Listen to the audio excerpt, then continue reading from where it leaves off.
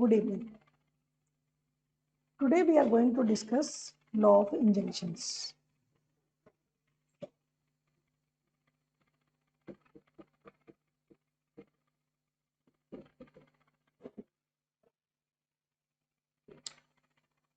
I will discuss law of injunctions from the point of view of practice. So we will not go in details of the provisions, but we will see that what are the factors on which injunction can be sought and can be received. Whenever you move an application for injunction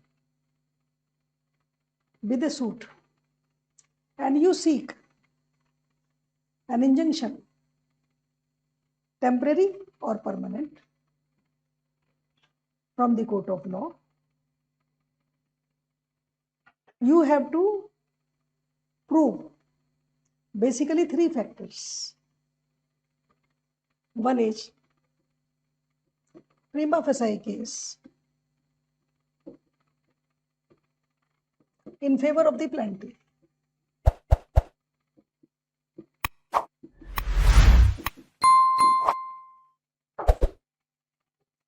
Second is balance of convenience.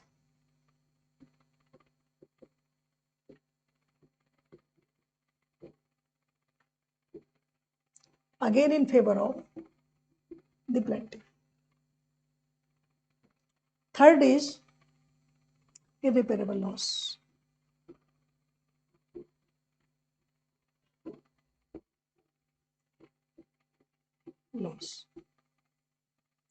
That cannot be compensated in terms of liquidated damages.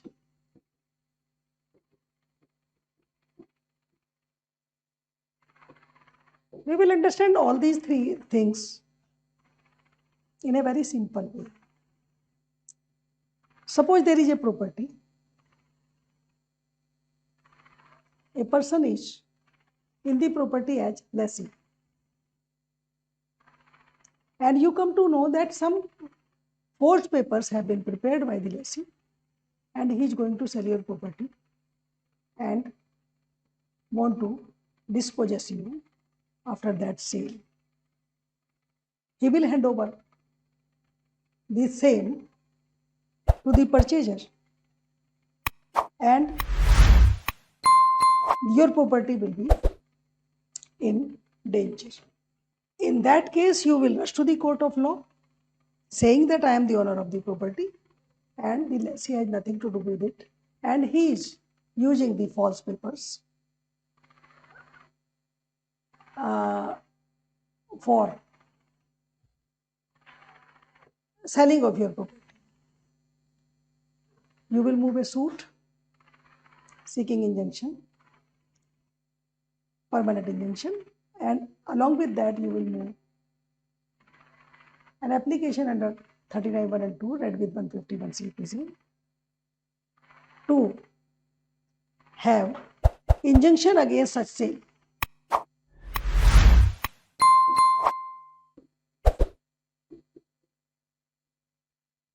And you seek ex parte injunction because you are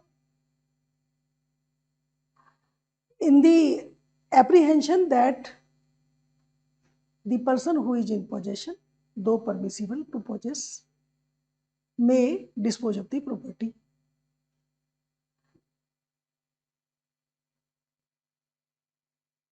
The court may grant ex parte injunction or may put the defendant in short notice.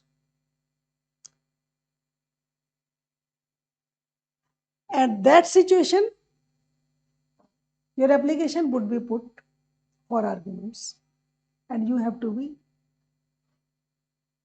to prove first of all that there is a prima facie case in your favor. What is prima facie case? Prima facie case is the status that in case the case would be disposed of after trial, the result would be in your favor. You have a strong prima facie case that a decree would be passed in your favor. For that, suppose person says that the property is mine, I am the owner. You have to show the ownership.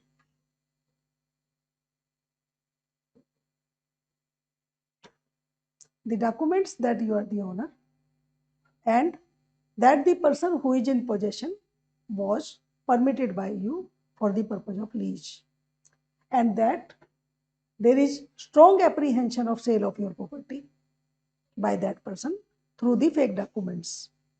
If you are in position to have such fake document in your possession, then you have to show such documents also.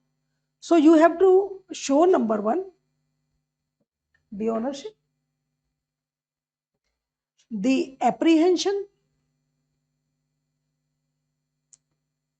for which you seek injunction, and that in case the injunction is not granted in his favor, then he may lose his right on the property.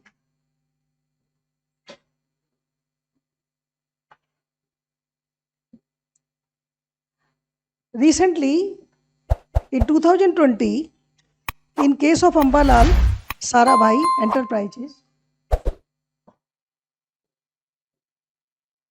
Ambalal Sarabhai Enterprises versus KS Infrastructure,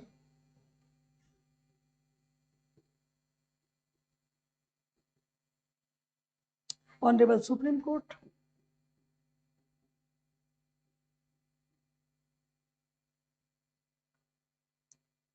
observed that for seeking injunction, for getting a relief of injunction, the plaintiff had to show a strong prima facie case on the basis of facts. So strong prima facie case on the basis of facts.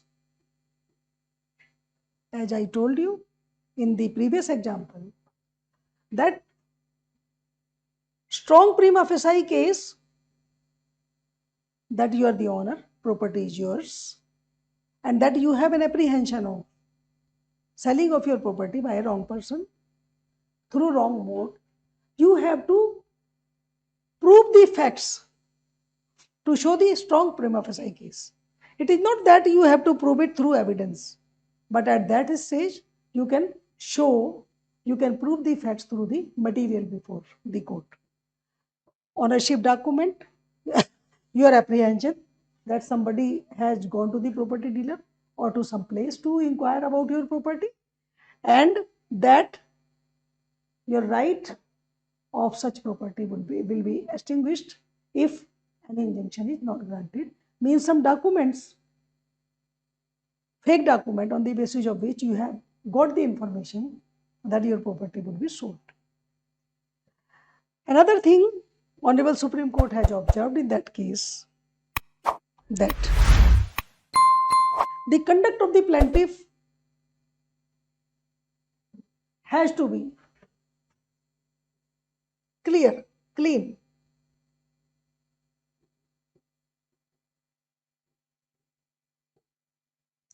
For any relief from the court of law, one has to come with clean hands. That is a theory on which you have to be very clear that plaintiff has to come with clean hands if he is seeking any relief, and this is a principle of equity, rule of law, and good conscience. So, in that case, Supreme Court, Honorable Supreme Court has observed that for seeking any relief of temporary injunction or permanent, one has to prove strong prima facie case along with that the plaintiff has come with clean hands. Now we come to second point, that is balance of convenience. Balance of convenience we can understand like this. This is a balance.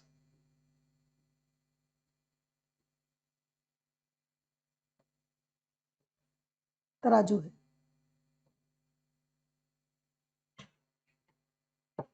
Relief and non relief. अगर injunction मिल जाता है तो कितना उसका effect है, और अगर relief नहीं मिलता है तो उसका क्या इफेक्ट है. अगर रिलीफ मिलने के फेवर में तराजू इंक्लाइंड है, injunction relief, then balance of convenience would be treated as in favor of the plaintiff. इसको हम इस ढंग से समझते हैं कि अगर मान लीजिए उसको इंजंक्शन मिल जाता है, यानी कि एक स्टे मिल जाता है कि लेसी जो है, जो हमने एग्जाम्पल दिया, उस लेसी को, lessee will not part with the property in any manner until further orders or the status is ascertained. And इस रिलीफ से प्लेंटिफ की प्रॉपर्टी बच जाती है. अब हम जाते हैं कि अगर मान लीजिए उसे रिलीफ नहीं मिलता है, अगर उसे रिलीफ मिल रहा है कि defendant will not part with the property, उससे डिफेंडेंट का कोई नुकसान नहीं होगा किसी भी तरह का, क्योंकि वो प्रॉपर्टी में बैठा हुआ है लेसी. और अगर ये रिलीफ प्लेंटिफ को मिलता है तो डिफेंडेंट को कुछ नुकसान नहीं है, कुछ प्रेजुडिस नहीं हुआ. लेकिन इन केस उसको रिलीफ नहीं मिलता है, सपोज, देन डिफेंडेंट को उसका कोई फायदा नहीं हो रहा, लेकिन प्लेंटिफ को बहुत बड़ा नुकसान हो सकता है अगर defendant is succeeding in selling of the property on the basis of fake documents. So at that situation we will say that balance of convenience is in favor of the plaintiff. Means उस वक्त हम देखेंगे नुकसान, तो we have to, as an advocate we have to prejudge कि हम कैसे prove करेंगे कि अगर मेरे को रिलीफ नहीं मिला तो मेरा बहुत बड़ा नुकसान हो जाएगा, जो कि मैं आगे भरपाई नहीं कर सकता हूं, या कोई भी भरपाई पॉसिबल नहीं है. और अगर मान लीजिए मुझे नहीं मिलता है, अगर मिलता है तो डिफेंडेंट को कुछ भी नुकसान नहीं है. तो this kind of situation is that. So not only we have to prove that why we have come to the court of law and we have come with the clean hand, we have to prove that balance of convenience is my favour. Now we come to the third point. This is irreparable loss, and we have informed that irreparable loss is such loss which can't be compensated with liquidated damages. अगर मान लीजिए किसी ने loan लिया हुआ है, loan से related वो ये कहता है कि अपनी प्रॉपर्टी को बेच देगा तो मेरा लोन रिकवर नहीं होगा, इस तरह का कोई इंजंक्शन वो मांगता है कि इस प्रॉपर्टी को ना बेचे, तो लोन अगर रिकवर नहीं होएगा तो वो, अगर इंजंक्शन नहीं भी मिलता है तो वो liquidated damages, he can ask for the interest. क्योंकि अगर आज उसे डिक्री 2 साल के बाद भी मिलेगी तो हिज मीटर इज डाउन. उसका जो लॉस है इंजंक्शन नहीं मिलने का, वो लॉस उसका 2 साल के बाद भी इंटरेस्ट के साथ मिल जाएगा. जहाँ तक प्रॉपर्टी की बात है कि वो प्रॉपर्टी नहीं बेचे, तो may be he prove that he has another assets, and after attachment of such property or anything or by any other mode the decree could be executed. जहां तक इस वाले केस का सवाल था जो हमने एग्जांपल लिया, उसमें प्रॉपर्टी का क्वेश्चन था, और उसमें अगर उसकी प्रॉपर्टी बिक जाती है तो एक तो मल्टीफेरियस लिटिगेशन में चला जाएगा, कोई सी इंटरवीन कर जाएगा, C would become the owner, then owner has to fight with C another irreparable loss to go into another litigation. Third thing is that जो loss उसको हो गया after the sale of such property, in case sale is possible, if in case sale happens, then the loss of losing that property would not be compensated in liquidated terms. So, from the point of view of practice for a lawyer, when we seek injunction from the court of law and we move under order 39 rule 1 and 2 and section 151 CPC, seeking injunction, we have to show these three factors to have relation, to have injunction.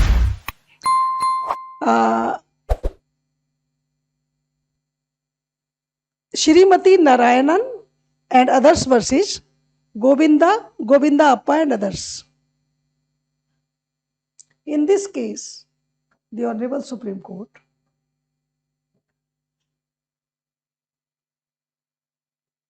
has observed that any agreement of sale, agreement to sell, if it is for the property contrary to law or the agreement is contrary to law, then plaintiff cannot ask for injunction, because in the previous case it was observed by Honorable Supreme Court that plaintiff has to come with clean hands. So conduct of the plaintiff is to be seen and plaintiff has to show the prima facie case. When the contract itself, agreement to sell itself, is contrary to law, that is not enforceable, then interim relief for injunction is also not available for the plaintiff. In Ritu Saxena versus J.S. Grover and others, it was a case of specific performance and injunction was also asked. The Honorable Supreme Court has observed that plaintiff has to prove the readiness and willingness of performing the contract first, and then only he can seek the relief. If he is not having any such document, or if he is not able to prove or produce the material to show that he was ready and willing to perform the contract, then he cannot ask for the interim injunction pertaining to such property.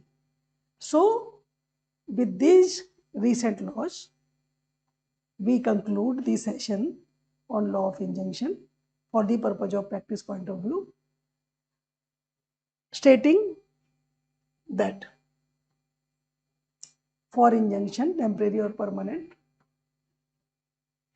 three things have to be proved through material. Number one, prima facie case, balance of convenience, and irreparable loss. With this, he has to show that he has come with clean hands. Any questions, please? Thank you.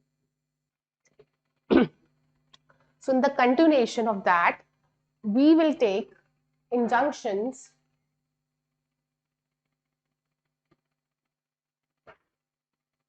हेल्सबरी law ने injunctions को define किया है that injunction क्या है, ये एक ऐसा judicial process है, it is that judicial process where the court gives the order to do certain act और not to do certain act, that is injunctions, और ये हेल्सबरी लॉ ने डिफाइन किया है इसको। Now if we see the types of injunctions, जो injunction की types है, they are basically of two types. One is your temporary and other is your perpetual. If we see temporary, मतलब something जो छोटे period के लिए मिला हो आपको, perpetual मतलब जो आपको बड़े पीरियड के लिए मिला हो, हमेशा के लिए मिला हो। अब temporary के लिए we go to order 38 of CPC, temporary के लिए हमारे पास CPC है, and for perpetual we have SRA। Under section 35, under section 36, court says that preventive relief can be granted in the form of temporary or in the form of perpetual. Now, what is preventive relief? जहां पे court prevent कर रहा है कि आपको ये नहीं करना है या करना है तो ऐसे करना है, तो this is preventive plus it is discretionary.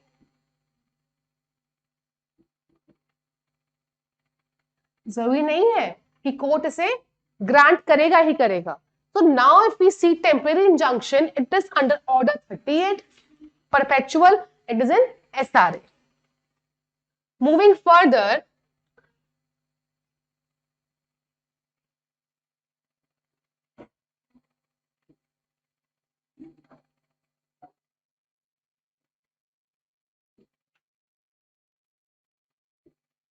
it is never on merits. Merits पे कभी नहीं होता, and it is always on merits. It is for short duration or up till the next order, and perpetual, it is for the rest of the decision.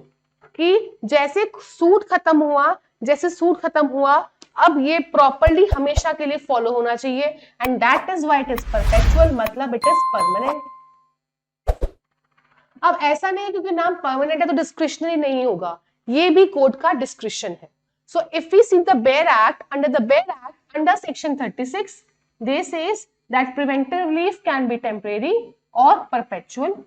Then under 37 they have defined कि what is temporary and what is perpetual in the same manner जो मैंने आपको भी बताया.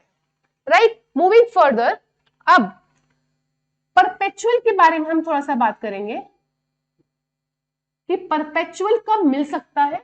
It is given under section 38 और कब नहीं मिल सकता, it is given under section 41. ठीक है. 38 में बताया गया है whenever there is the breach of any obligation. Which obligation? That obligation which person is legally bound to do. अब किसी भूखे इंसान को खाना नहीं खिलाया, कोई भूखा इंसान बैठा है तो वो भी तो ऑब्लिगेशन हुआ कि हमें खाना देना चाहिए उसे, but that is a social और मॉरल ऑब्लिगेशन. अब यहां पे कोर्ट नहीं बोल सकता किसी को कि आप उनको फूड दो, तो the obligation here means legal obligation. अगर इसका ब्रीच हुआ है तभी परपेचुअल इंजंक्शन मिलेगा. अब वो किन किन केसेस में होता है, दे आर 4 केसेस. फर्स्ट, जब डिफेंडेंट इज द ट्रस्टी, न्यासी है, ट्रस्टी है, and he has exceeded the powers, तो कोर्ट क्या करेगा, उसको एज ट्रस्टी से हमेशा के लिए हटा देगा. तो it is one type of the perpetual injunction where defendant has exceeded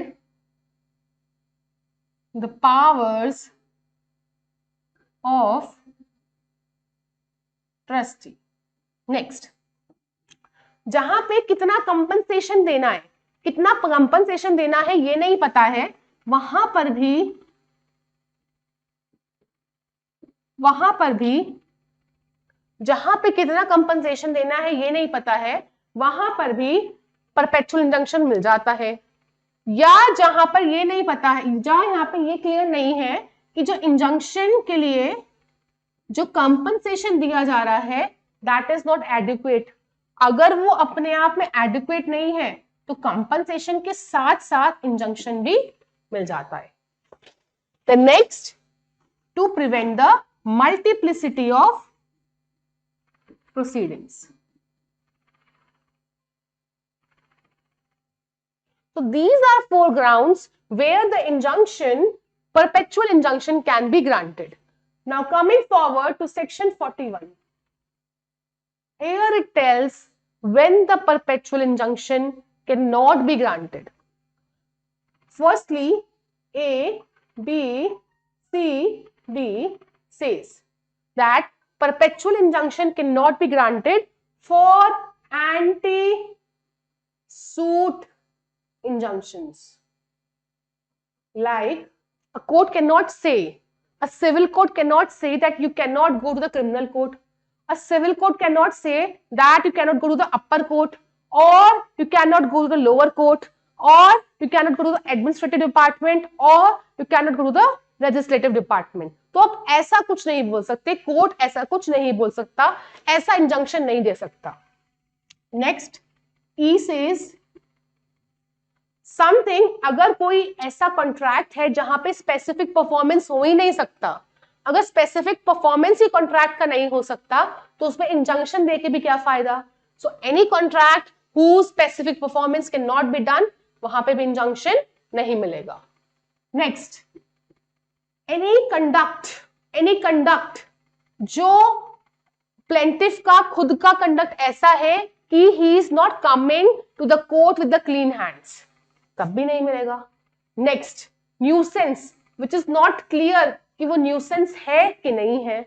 अगर इस घर के ऊपर, इस रूफ के ऊपर कोई बहुत तेज सॉन्ग्स चला रहा हो, या इधर चला रहा हो या उधर चला रहा हो, बट अगर कोर्ट को क्लियर नहीं है कि वो जो सॉन्ग्स है वो लिमिट्स में है कि नहीं, वो अपने डेसिबल्स एक्सीड कर रहे हैं कि नहीं, तो इंजंक्शन नहीं मिलेगा.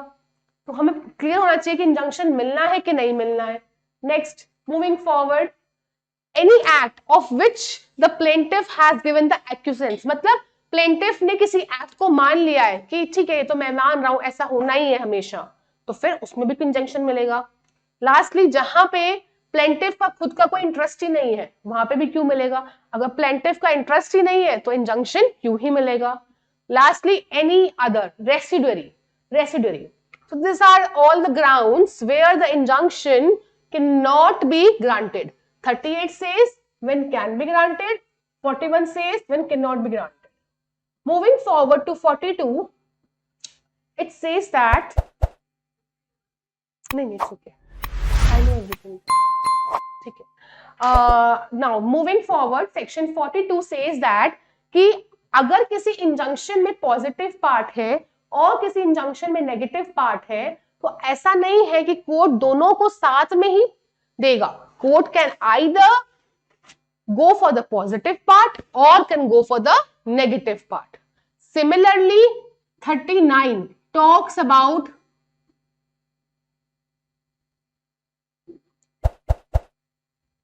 mandatory injunction. Now, what is mandatory injunction?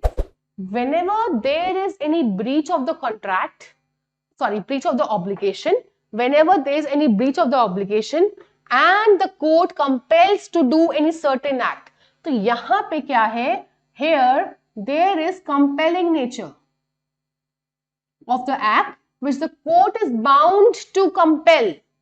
तो यहां पे कोर्ट की एलिजिबिलिटी होती है ऐसा कुछ कंपेल करने की, तो कोर्ट कैन कंपेल. वेराज जब हमने प्रिवेंटिव पढ़ा था वहां पे कोर्ट मना कर रहा था कि ये काम नहीं करना है. मैंडेटरी में कोर्ट कंपेल कर रहा है कि ये काम करना है. फॉर इलस्ट्रेशन, एक अगर हाउस है एंड उस हाउस के साथ बार बार कोई आता है, this is the land, vacant land, लोग आते हैं and garbage they keep on throwing. Now if the court says कि फॉर दिस हाउस कि आप इस गार्बेज को उठाएंगे, तो it is negative, it is preventive relief. But if the court says कि कोई यहां पे गार्बेज नहीं डालेगा, तो यहां दिस इज नेगेटिव पोर्शन, नहीं डालना है. तो ये हमेशा के लिए बोला है कि नहीं डालना है, it is preventive relief. But अगर बोला गया कि यह गार्बेज उठाओ, so here the court is compelling कि इस गार्बेज को क्लीन करो. So now it is of compelling nature and it is a mandatory injunction. एक चीज बहुत आती है कि इंजंक्शंस में क्या एक्स पार्टे ऑर्डर्स हो सकते हैं, क्या इंटरिम इंजंक्शन के ऑर्डर्स हो सकते हैं. इंटरिम मीन्स कि अभी दूसरी पार्टी नहीं है, फॉर द टाइम बीइंग हमने दे दिया. तो यूजुअली क्या होता है फॉर इंजंक्शंस, यूजुअली क्या होता है कि एक पार्टी आती है, दूसरी पार्टी नहीं आती है. तो इसका प्रोसीजर जो है ऑर्डर 38 के रूल 3 में प्लस रूल 3A में बताया गया है that court on seeing all the materials like documents, affidavit,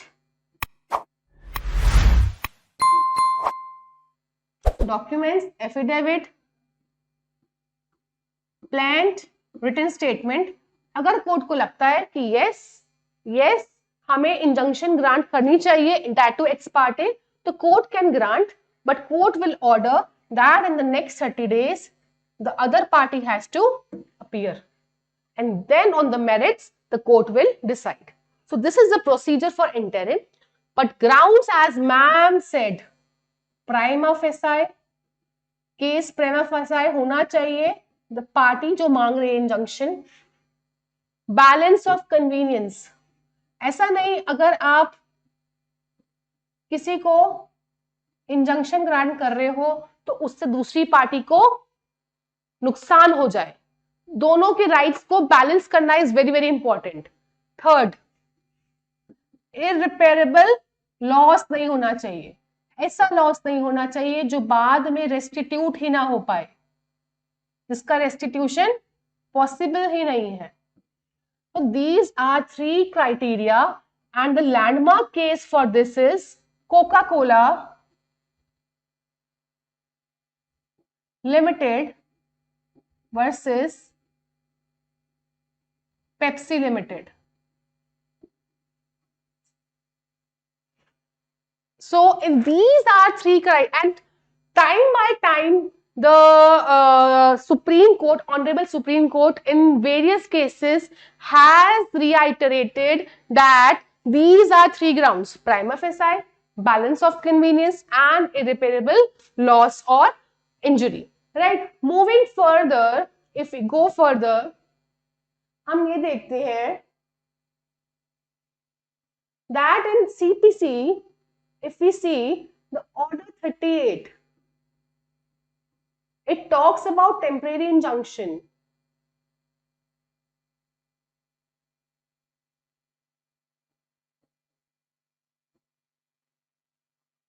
Talks about temporary injunction. So when under rule 3 ex parte is given, ex parte order is given, so within 30 days party has to appear. 39. Rule 3A, 3 and 3A, parties has to appear within 30 days. Within 30. Here the merits are not seen, क्योंकि ये तो temporary है. But अगर, and here, ex parte. But for perpetual, the criteria are prima facie, balance of convenience, and irreparable injury. And here for temporary, the court sees the affidavit, the documents, etc. Now moving further to certain types of injunctions. ठीक है, first is your anti-suit injunction, which I covered just before. Next, John Doe orders. Next is John Doe orders, and after that is Anton Pillar orders. These John Doe orders are also called as Ashok Kumar orders, and in these orders the plaintiff court के पास जाता है और बोलता है these are basically for IPRs, कि हमें पता नहीं है कि जो हमारा ब्रांड है कौन वायलेट कर रहा है, तो यहाँ पे इसलिए जाया जाता है कि IPR केसेस में इंजंक्शन मिल जाए. Then third is your Marvera orders, Anton Pillar and Marvera orders.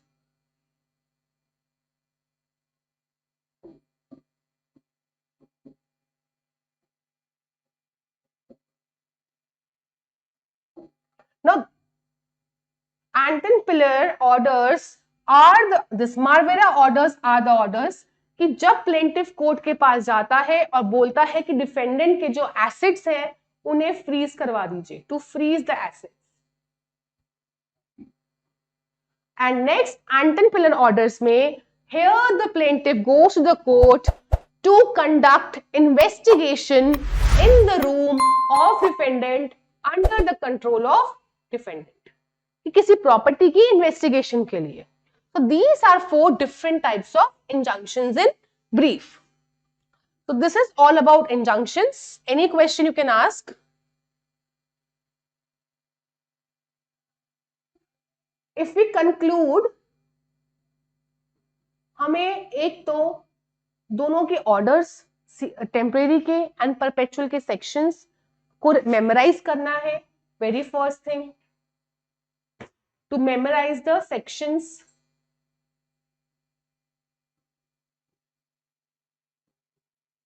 Then second thing, we need to follow those 3 principles.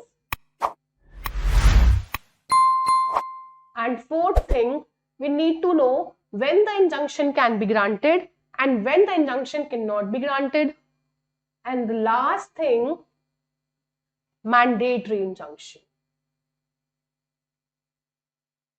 And further and supplementary, we did few different kinds of injunction. So this is all about injunctions. In the continuation, we will also cover jurisdiction.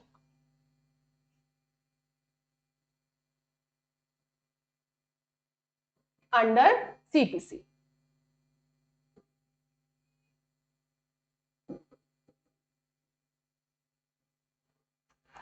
Now, what does jurisdiction say? Section 9 of CPC deals about jurisdiction. Section 9 is the gateway of CPC. Section 9 is a gateway. मतलब हमें अगर कोई suit file करना है तो हम कैसे जाएंगे, किसके अंडर जाएंगे, ये सेक्शन 9 बताता है। सेक्शन 9 बोलता है कि all the suits of the civil nature, the suits of civil nature. अब यहाँ पे जो वर्ड यूज हुआ है, सिविल सूट्स नहीं यूज हुआ है, the suits of civil nature use हुआ है। अगर हम इसकी वर्ड बाय वर्ड चलते हैं ना, तो मैं आपको बताऊंगी। द वेरी फर्स्ट थिंग देखिए, section 9 is the gateway, ubi jus ibi remedium. मतलब कि अगर आपका कोई राइट है और वो वायलेट हो रहा है तो रेमेडी तो होगी ही होगी, और वो रेमेडी कौन देगा? सेक्शन 9।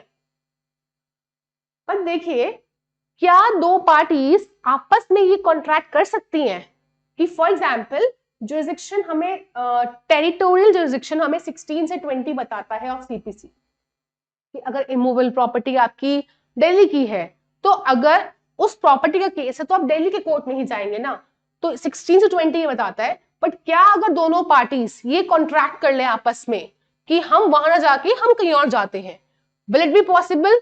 नो, क्योंकि ये लॉ को वायलेट कर रहा है। तो अगर कोई चीज आप किसी लॉ के विपरीत जाके करते हैं, that is void under section 23 of Indian contract act. Also it is against the public policy. But अगर आपके पास 2, 3, 4 जुरिसडिक्शंस हैं, फॉर एग्जाम्पल प्रॉपर्टी जो है वो नोएडा में भी फॉल कर रही है, वो दिल्ली के भी बॉर्डर पे है, तो अब नोएडा में भी आप जा सकते हैं और दिल्ली में भी जा सकते हैं। Now the parties can contract and choose किस में जाना है। और उसमें भी जो हमारा प्लेंटिफ है, ही इज डोमिनस लिटिस। प्लेंटिफ के पास सबसे पहले अपॉर्चुनिटी होती है कि जो अवेलेबल जुरिसडिक्शन है उसमें कहां पे जाएं। तो but in these available jurisdiction, plaintiff and defendant can make the contract. It was held in the case Abdullah versus Galappa. And also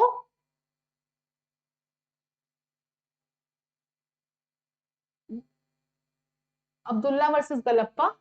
In this case, one more thing was held, that any such contract कि आप jurisdiction से out चाहते हैं will be void and illegal in nature. It will violate section 23 of Indian Contract Act. Secondly, you cannot do such thing. जो भी available jurisdictions हैं आपके पास, ये है और ये है, इन दोनों में से आप किसी के पास भी जाइए, बट अगर कोई जुरिस्डिक्शन है ही नहीं कोर्ट के पास तो आप नहीं जा सकते। अब इफेक्ट क्या होगा, इफेक्ट क्या होगा, अगर तो जो subject matter, jurisdiction are of 3 type, subject matter, pecuniary और territorial. Territorial,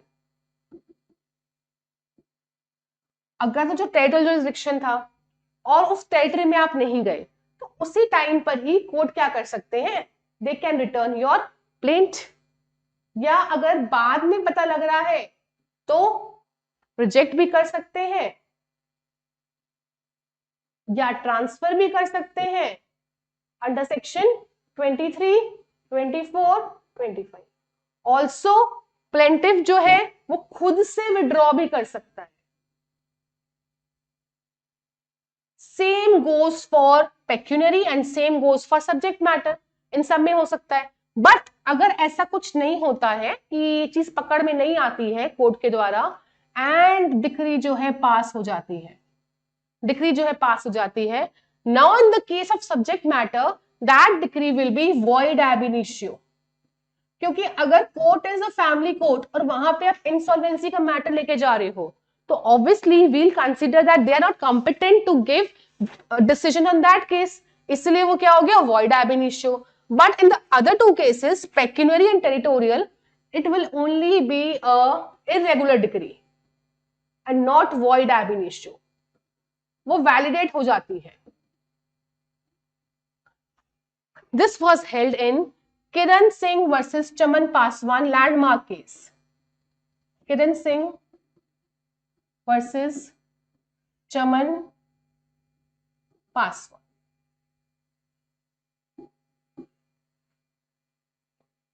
Now we did what is jurisdiction, we did under which section it is contained, we did the types of jurisdiction and we did कि क्या आप एक contract करके jurisdiction को outs कर सकते हो कि नहीं। moving further in jurisdiction the courts का मतलब है all civil courts have the power to entertain all the suits of the civil nature।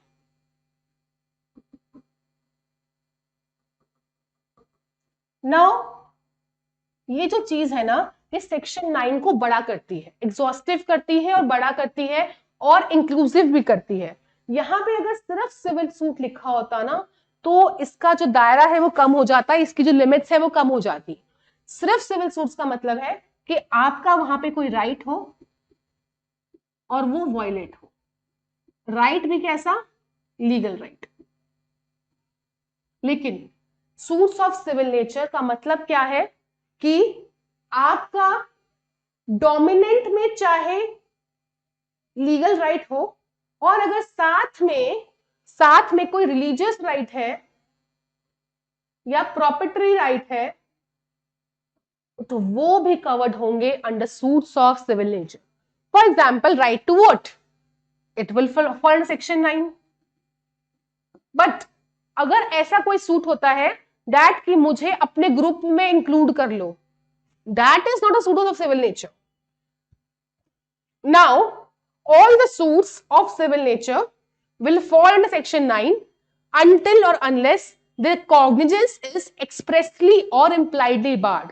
Now what is expressly and what is impliedly barred? Expressly barred का मतलब है कि कोई statute बना दिया और फिर कॉग्निजेंस को बार कर दिया। For example NGT 2010 national green tribunal 2010 में आया। अब जो इन्वायरमेंटल केसेस होंगे वो सिविल कोर्ट नहीं जाएंगे, वो कहां जाएंगे, एनजीटी में जाएंगे। तो यहां पे क्या कर दिया गया कि एक पर्टिकुलर स्टैट्यूट बना के ट्रिब्यूनल के थ्रू बोल दिया गया है आप सिविल कोर्ट के पास ना जाके इस ट्रिब्यूनल के पास जाएंगे। तो ये जो सूट है now it is expressly barred, its cognizance is expressly barred. But impliedly वो केसेस होते हैं which are against public policy और the policy of the state or against the foreign law and etc. हम ना ये presume करके चलते हैं that the courts have the jurisdiction, So the presumption is that, and this presumption is shall presumption. तो अगर court के पास jurisdiction नहीं है ना, तो जो पार्टी ये क्लेम कर रहा है कि jurisdiction नहीं है, the burden of proof as per section 101 of Indian Evidence Act will lie on the party who says that the court has no jurisdiction. And any court, if has no jurisdiction and the decree is passed, then that decree will be called as quorum non judice.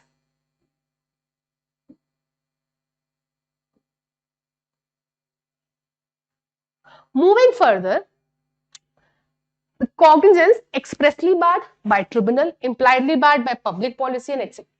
Now, there was a very landmark case, 5-judge bench by Honorable Chief Justice at that time, Justice Hidayatullah.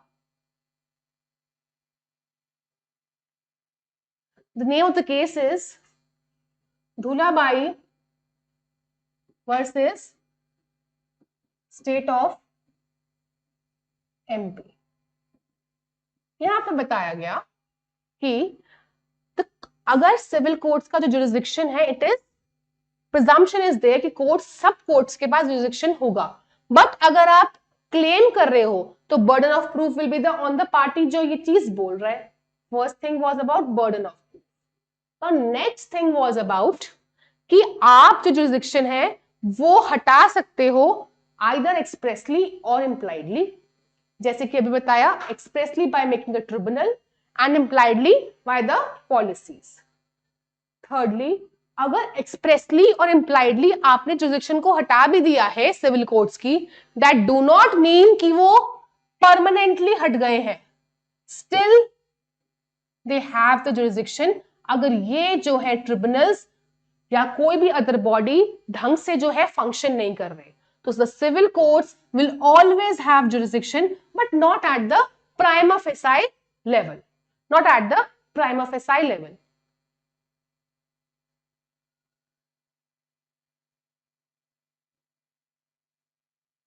So this is all about the guidelines which were laid in Dhulabai versus State of MP. In jurisdiction, no court. Section 9 uses the word no court. Court से यहां पे section 9 में मतलब है civil court.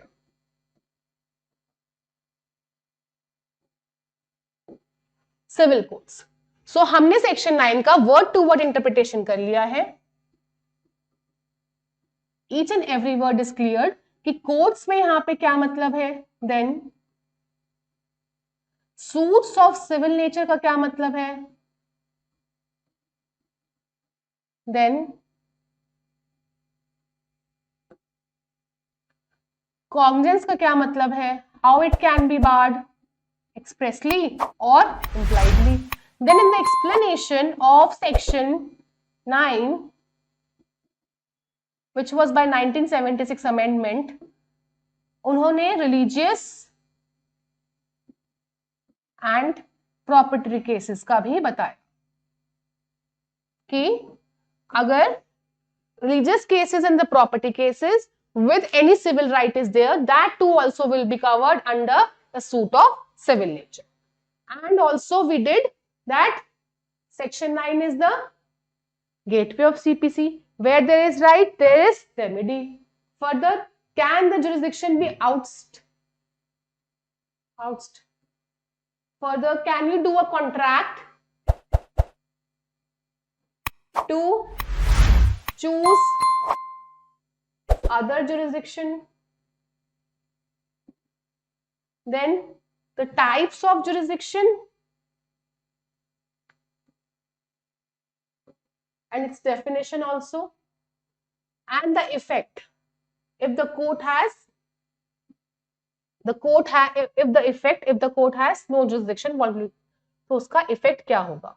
And हमने 2 landmark case करे, Kiran Singh versus Chaman Paswan,